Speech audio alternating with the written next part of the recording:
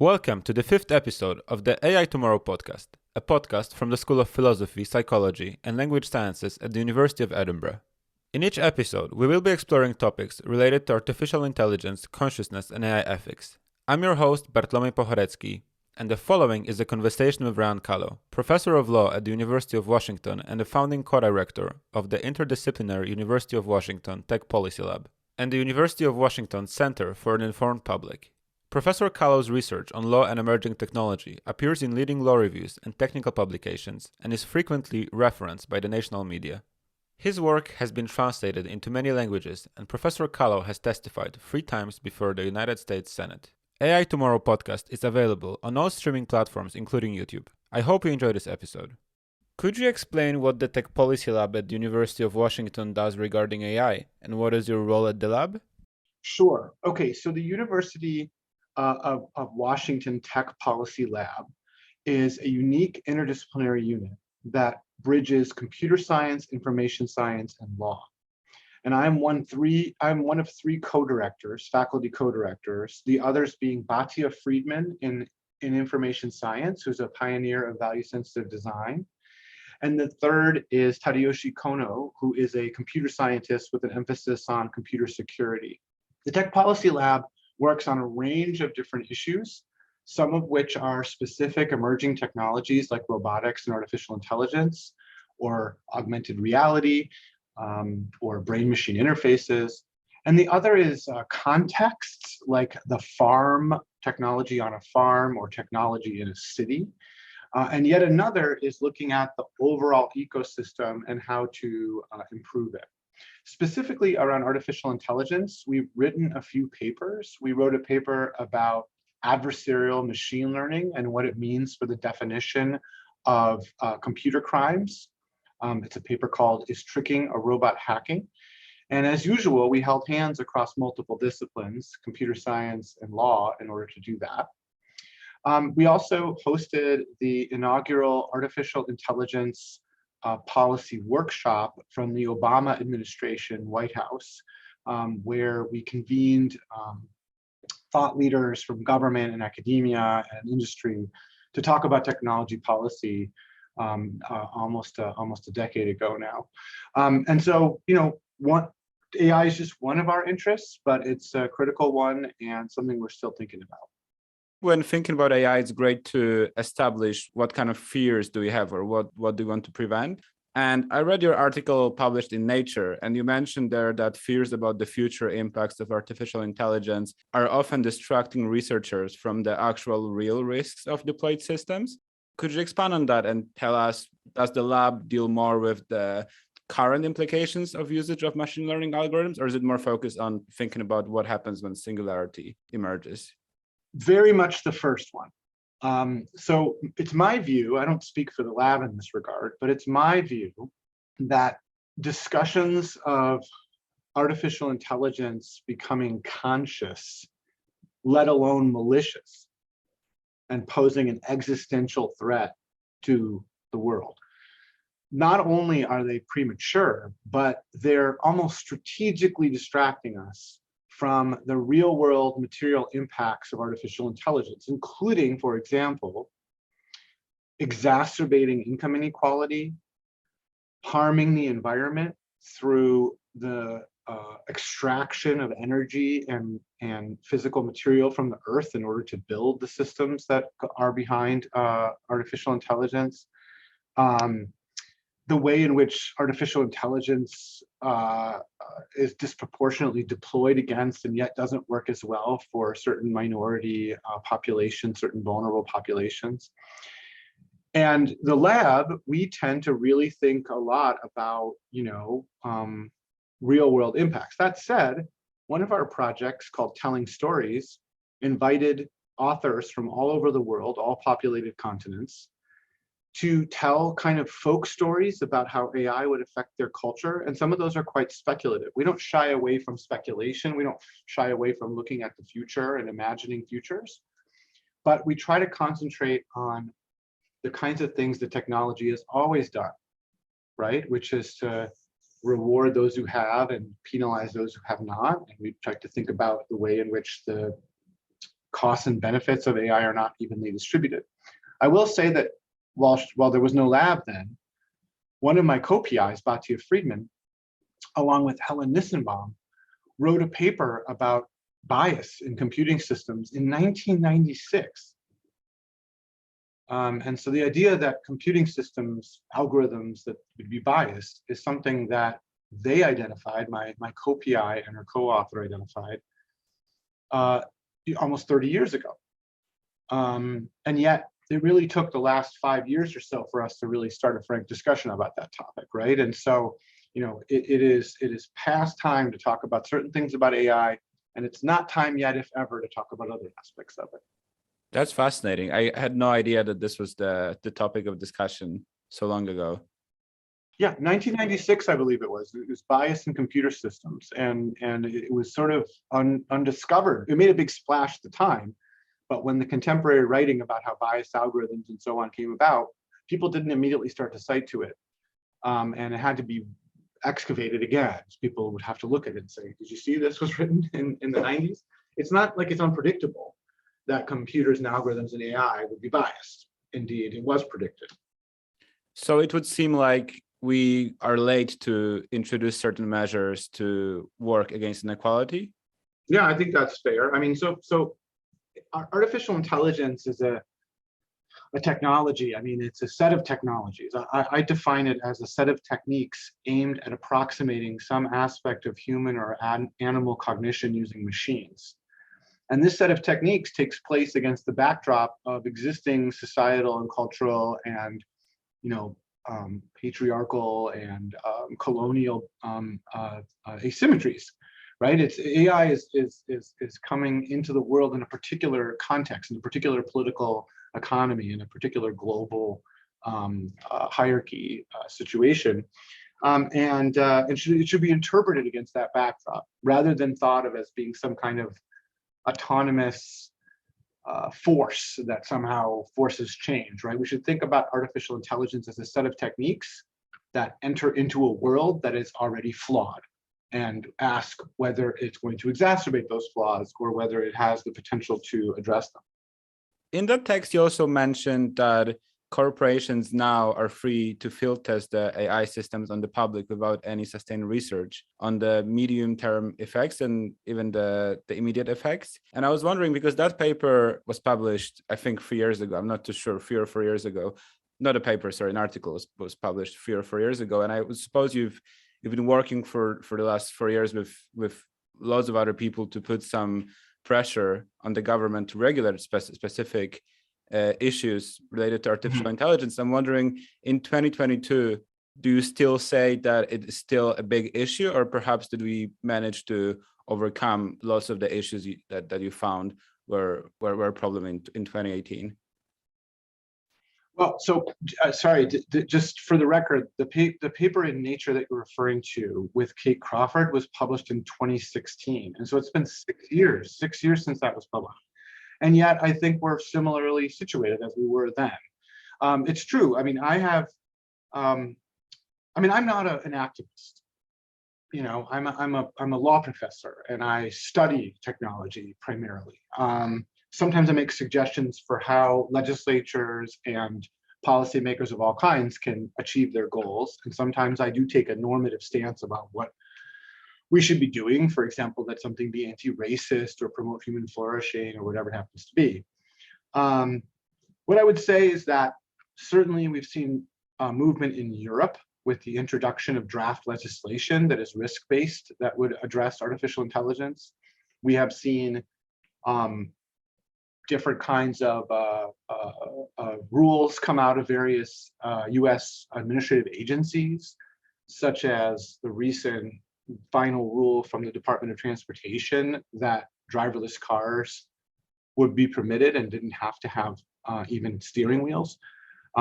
We've seen various United States enter into the debate by saying one or other things about artificial intelligence. And so, there has been some water under the bridge, but by and large, the claim that industry can just experiment on people with AI, that remains as true today as it was in 2016. So what can we do about this? How do we write effective regulation on AI, and how do we make sure that we lobby enough that this is actually implemented? Mhm. Again, I'm not well positioned to answer your question because I'm not a lobbyist and I'm not an activist, right? What I can say is I think that we'd have a healthier AI policy ecosystem if we took a few different steps, and I'll outline what they are, and we haven't taken them, okay? Number one is we need dramatically more expertise in government, and we need that both to regulate AI effectively, to understand its societal implications and how it works, but also in terms of procurement, buying or leasing or whatever, using AI technology as a government. People need to be more sophisticated within government. So I would say that if we want to get serious about AI governance, we need to have dramatically more policymakers who understand technology. And that's why I've been so involved in and supportive of things like Tech Congress, where I've sent lab alums have gone to Congress as engineers and helped members of Congress understand technology better. I'm in favor of refunding the Office of Technology Assessment, which was a body that until the 80s, actually from the late 70s to the early 90s, advised Congress formally about how to channel technology. I think that I once wrote a paper about how there should be an independent commission. I called it the Federal Robotics Commission, but you could call it the Federal AI and Robotics Commission, whatever. That was a repository of government expertise where people could go and get technical assistance. So that's one thing. Another thing is that in order to understand these systems, AI systems, there needs to be a freedom to study them. And so it's critical that companies using AI or governments using AI not be able to hide behind trade secret protection or copyright or anything else, patent, anything else. They shouldn't be able to hide behind things, especially trade secret is a problem, but rather should have their systems be open to inspection. And what we're seeing is in fact the opposite, which is that companies, when you try to figure out what's going on in their system and how their algorithms work, the companies send cease and desist letters telling you that it's illegal for you to be poking around the way that you are. One example is when Facebook, now I guess Meta, but Facebook sent a cease and desist letter to researchers at NYU, New York University, when those researchers were trying to figure out the prevalence of political misinformation on Facebook, and they were using, techniques to try to gather that information, and Facebook told them to cut it out, and then ultimately changed their system so that it excluded access from these researchers. So, when we find out about societal ills of AI, and there have been a number, we tend to find out about it because some researcher or investigative journalist or enforcement agency or somebody really kicked the tires on a system and figured out what it was actually doing. And so that's a second thing that's really, really critical. There are others, but the point of the matter is that I'm in favor of strengthening the tech policy ecosystem overall.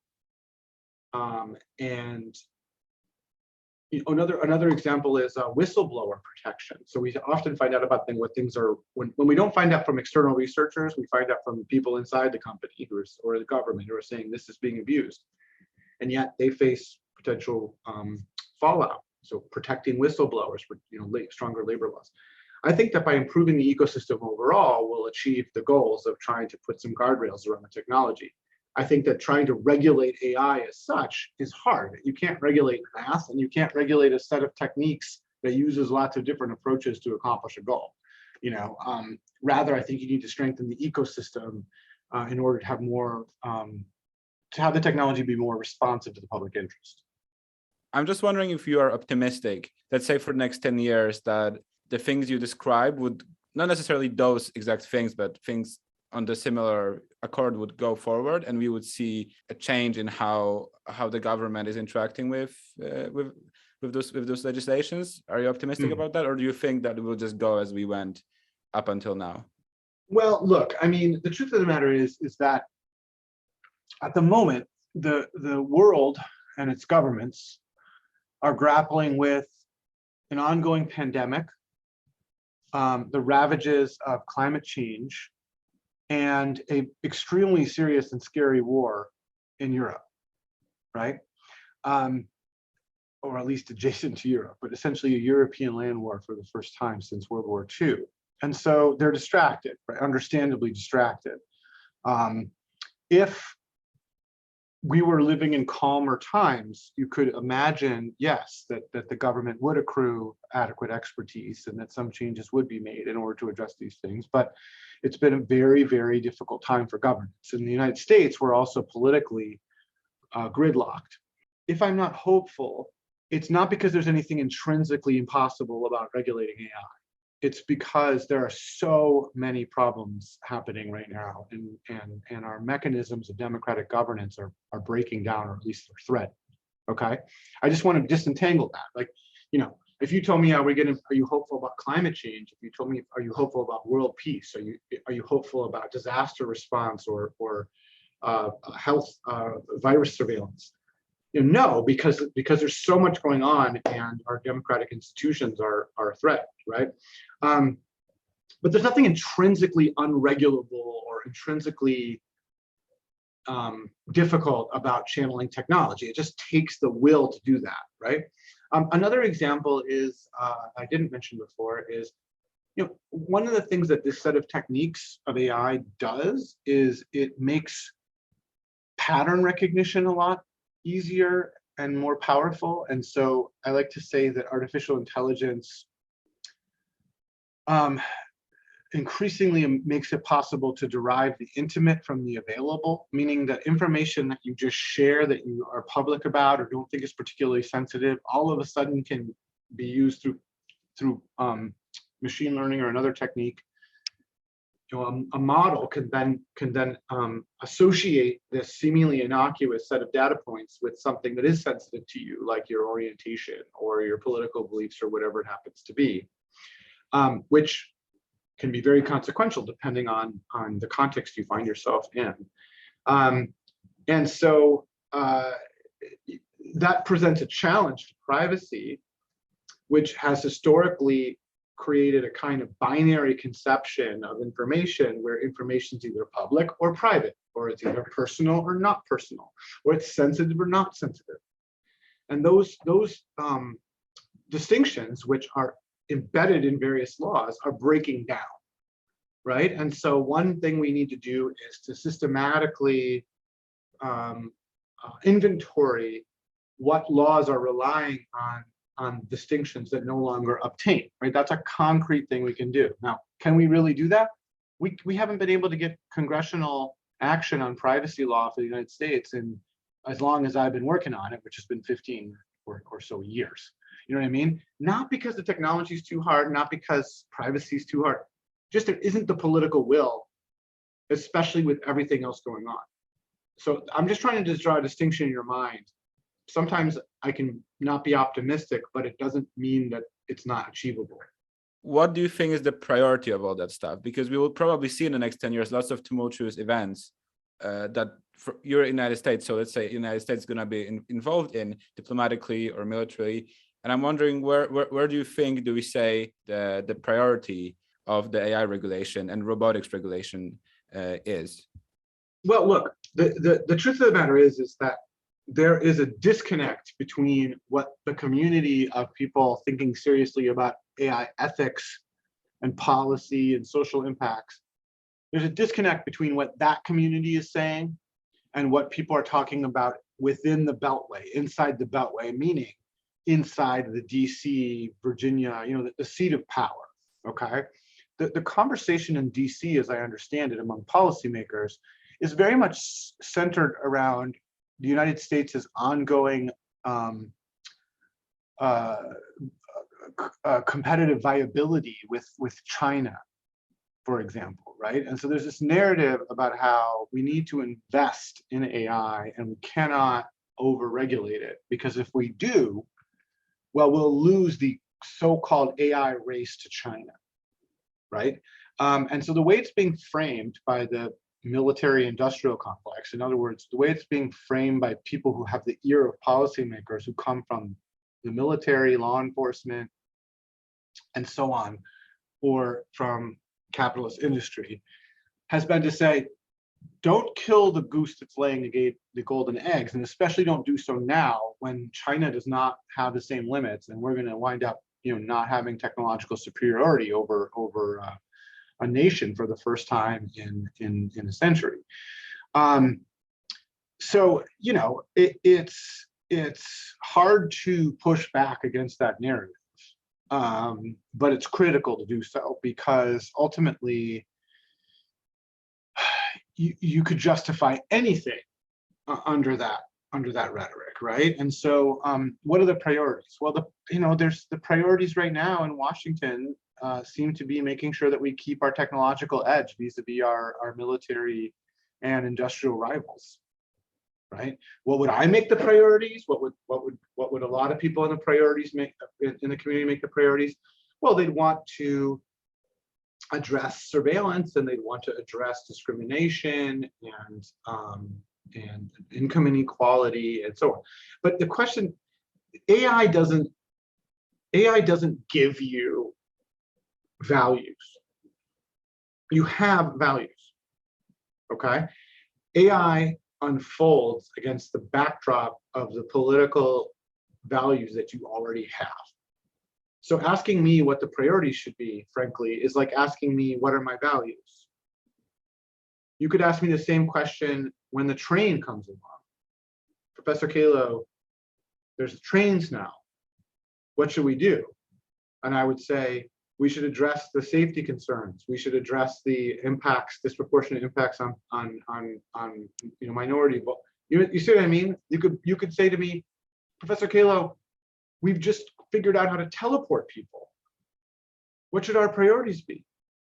And I'm going to give you the same answer. You see what I mean? So yeah. Yeah.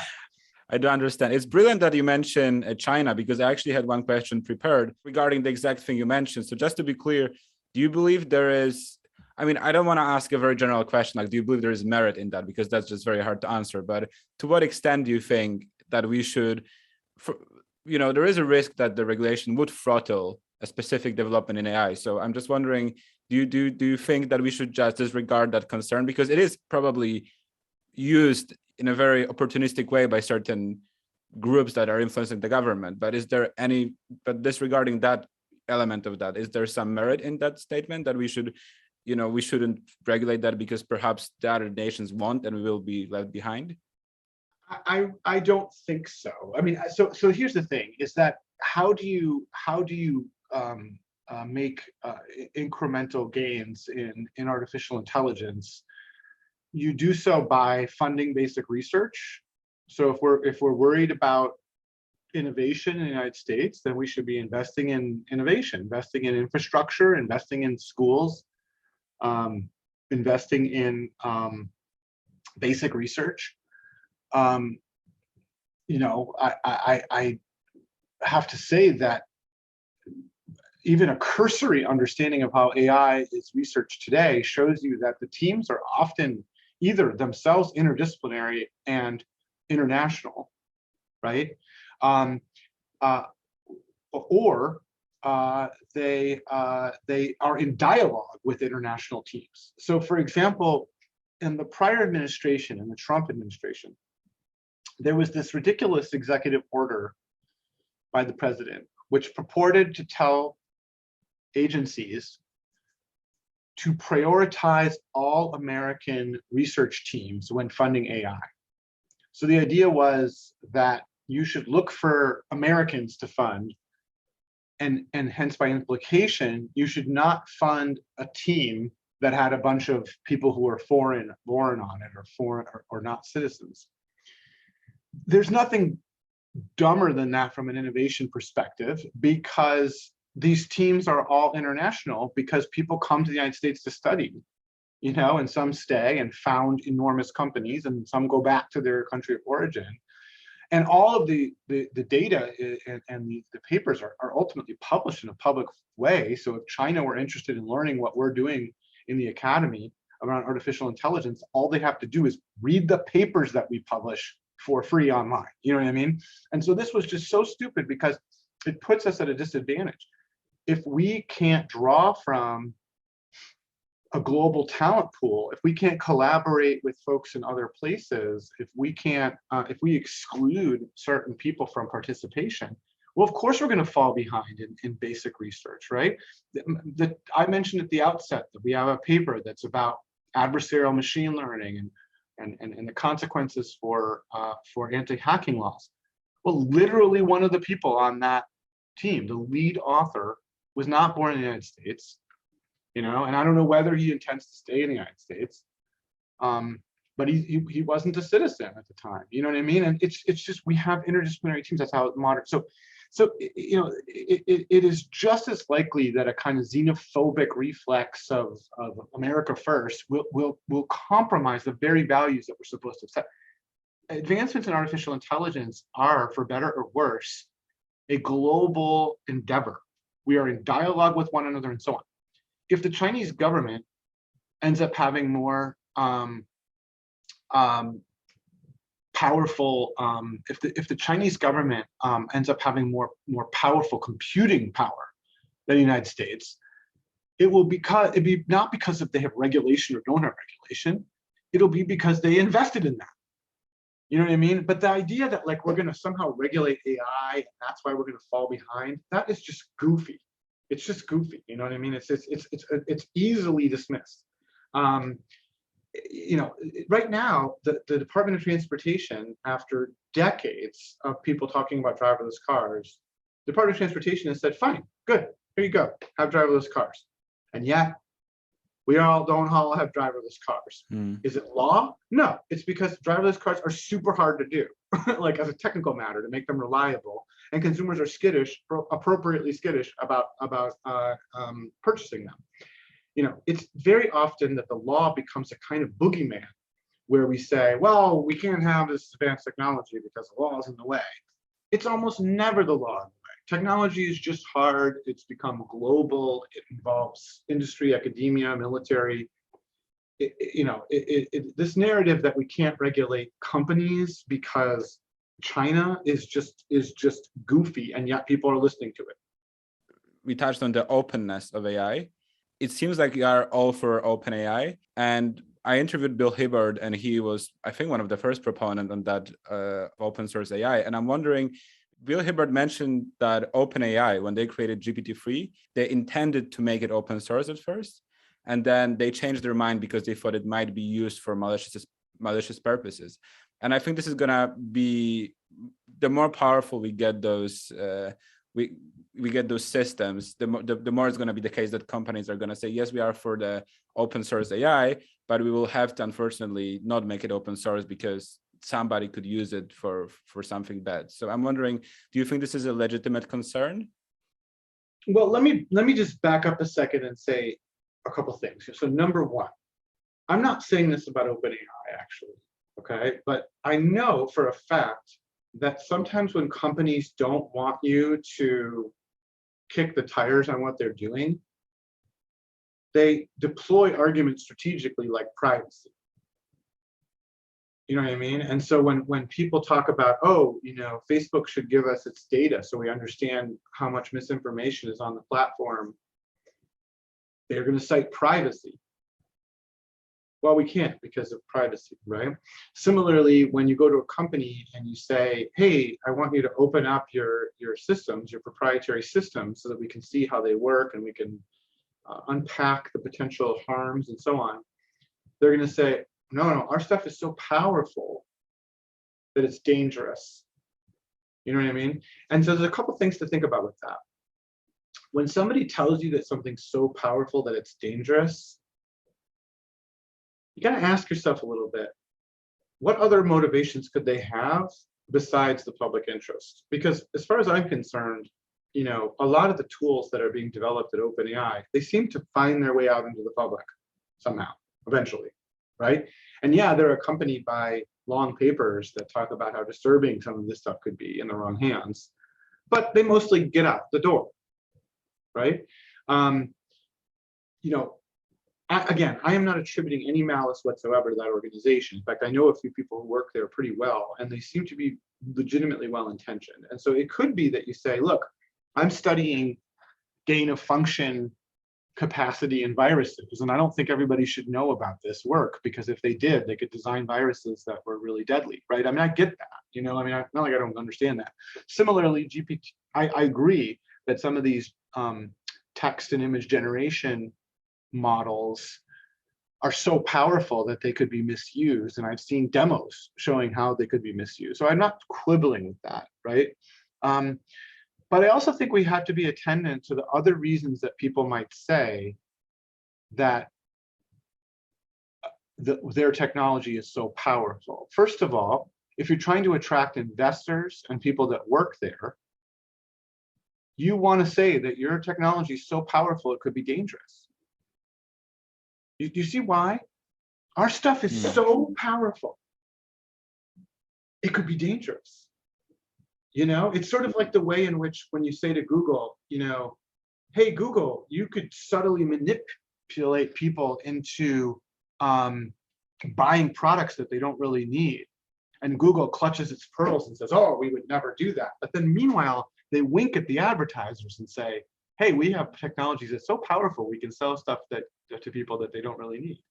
You see what I mean? And in other words, saying that your technology is powerful is a form of competitive advantage, right? The other thing too is saying, I can't tell you something about what I'm doing because security or because privacy or because it's so powerful is a way for you to shield yourself from scrutiny, right? So I'm not saying that any of these companies are doing this all the time or any particular context, but you cannot reflexively just hear somebody say to you, my stuff's so powerful you can't see it. You know, it'd be like the way in which if you were in elementary school and your friend said, you know what I got? I got a magic stone. I got a magic stone that can like turn, you know, erasers into quarters. And you can be like, well, gosh, that's amazing. Can I see it? And they're like, no, it's too powerful. Do you know what I mean? It's just like, Yeah. Maybe you don't have that, right? Or maybe there's another reason why you don't want people to see it. So I don't want to belabor this point, but I'm just saying that, like, you know, be sophisticated and discerning and critical when you hear when you hear such claims. From what I've read, you are the proponent of the social systems analysis regarding the impact of AI on society. And I was wondering, how does the systems analysis work? Is it just taking into consideration how we use the existing bias in the machine learning algorithms that we use, or is it something different? What that paper was responding to at the time was that there were a variety of ways in which the public and the academy were engaging with the social impacts of AI in 2016, right? One of the things people were doing were coming up with these wacky thought experiments like trolley problems or the existential threat, the paperclip model where AI goes crazy and just turns us all into paper clips because its objective function has been maximized for paper clips. This is a sort of Nick Bostrom argument.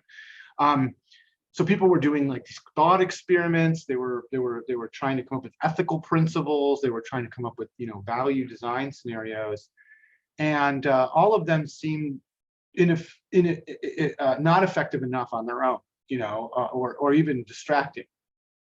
So Kate Crawford and I said essentially the following: we need to analyze these systems as embedded in society and in an existing social cultural context. In other words, more specifically, don't think about the technology and do a thought experiment about what it might do. You know, ask yourself, what is the political and social and cultural backdrop for the introduction of this technology? You know, who gets to decide what the technology does and doesn't do, where it gets deployed, who gets access to the information behind it? You know, what are the ways that AI are likely to interact with ongoing societal problems like income inequality and racism and misogyny and patriarchy. The idea of a social systems analysis is to think of AI as arriving into a particular context.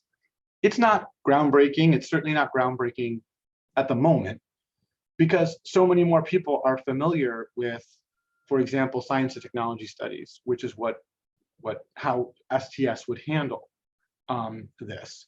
And I think the primary difference between an STS, science and technology studies and analysis of AI, and what Kate and I were arguing for at the time, was that we want all of this analysis to be in service of practical, real world, sometimes normative decision making. In other words, we want to make sure not only that we understand the ramifications of these systems, but that we actually have policies and procedures in place to address them, right? So again, I just want to make sure you understand that the nature piece was really an intervention at a particular time aimed at asking people to widen the frame of the analysis of AI beyond what was available at the time. Okay, and so to the extent you're asking me about that paper, that's my answer. I've written a number of things since that time that have different focus, but that's what I was writing about in that paper. For example, my paper, The Artificial Intelligence Policy, a Roadmap and Primer, that's where I go over the privacy ramifications, security ramifications, some of the ways to improve the ecosystem and so on. And that's more aimed at like giving people kind of a practical understanding of the likely ramifications of AI for law and policy and some of the places where we could be doing improving. Do you see what I mean? And so it's just a different agenda than the piece I wrote with Kate, and it was a number of years later.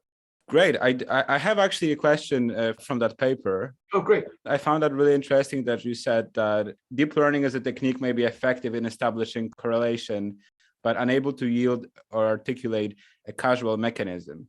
So AI can predict what will happen, but not why does that happen? Could you say, why do you think that's important to know?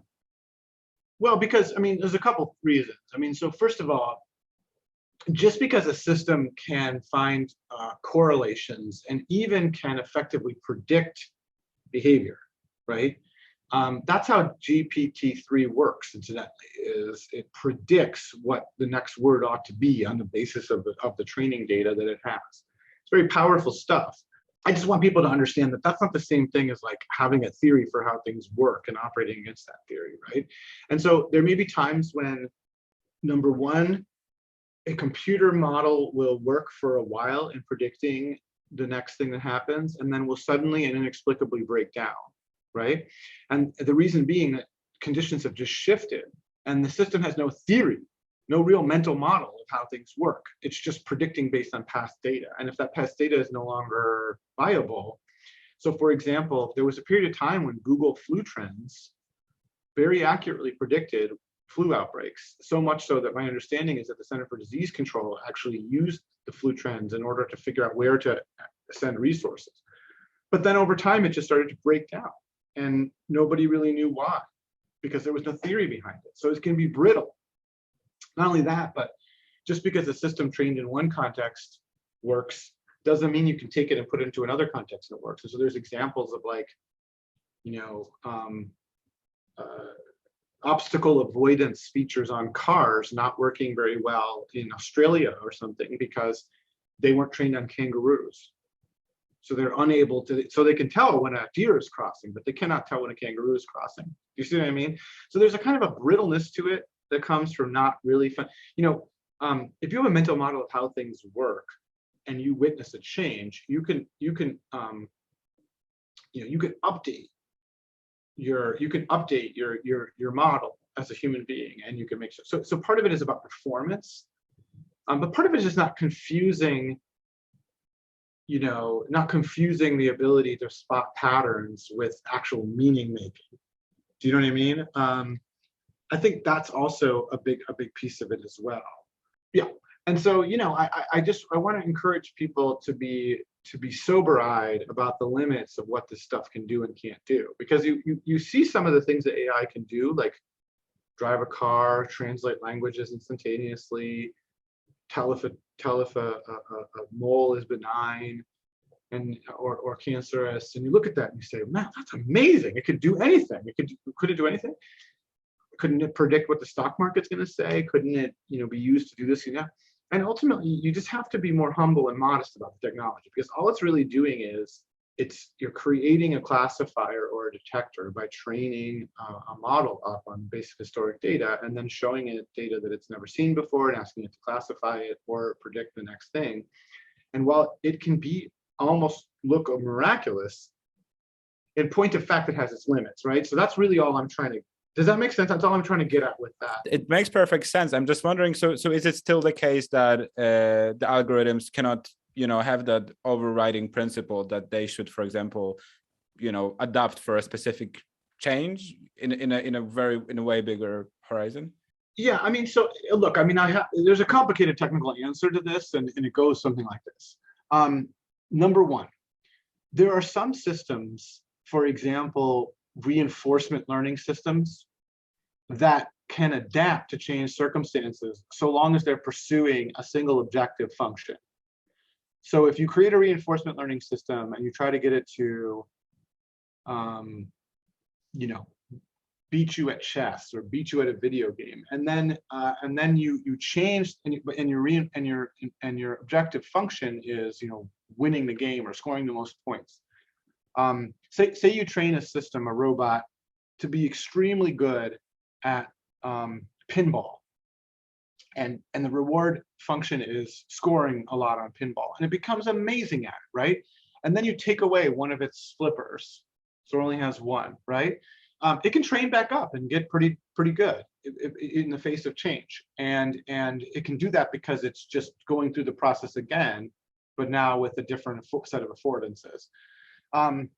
There is also some work being done on so-called transfer learning, which is the idea that a machine could take what it learns and a system could take what it learns in this context and bring some of that over into a new context.